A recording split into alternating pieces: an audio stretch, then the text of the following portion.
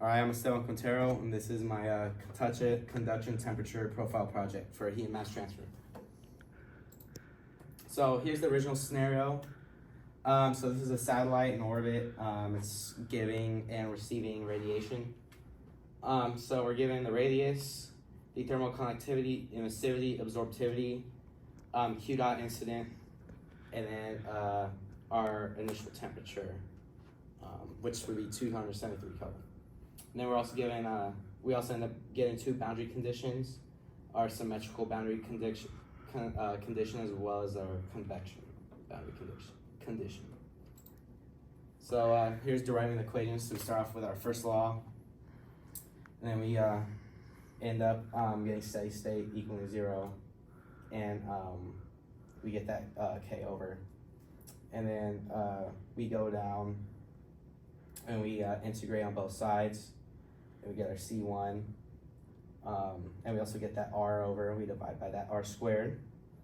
And then once we get that over, we integrate again, once we have our dTTR, and we end up with our, with this equation right here. We apply our boundary conditions, which eliminates our C1 and C2. So our C1 goes to 0, so this cancels out, and our C2 becomes our T naught. That leaves us with this final equation down here. And then we get our radiation equation. It's the emissivity versus the how much of it is absorbed. And then when we simplify that equation to solve for TS, we end up with this equation right here. And then we set those equations equal to each other because they're both equal to TS. Then when we solve the problem, we input all of our givens, our radius and such, and that's how we get our heat flux, or Q triple prime. We then plug that Q triple prime into our first law equation right here to get our surface temperature of 260 Kelvin, or negative 12 degrees Celsius. And then this is the temperature distribution over the radius to the outer edge.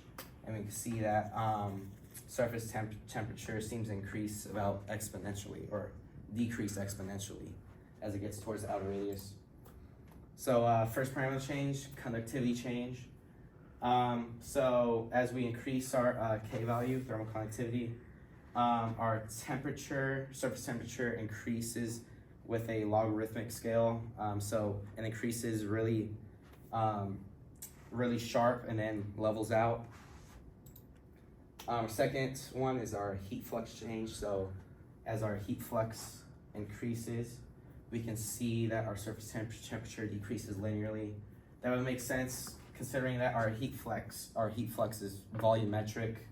It's the watts per meters cubed. So if you increase that amount of volume, that surface temperature will decrease. Parameter change 3, the radius change.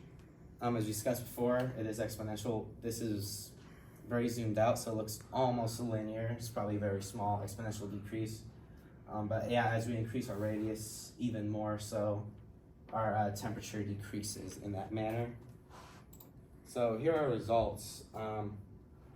So as our surface temperature increases, or as the thermal conductivity increases, the surface temperature will increase as well on a logarithmic scale.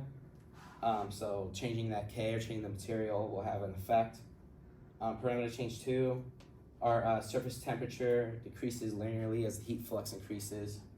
And then parameter change 3, the surface temperature decreasing exponentially as that radius increases.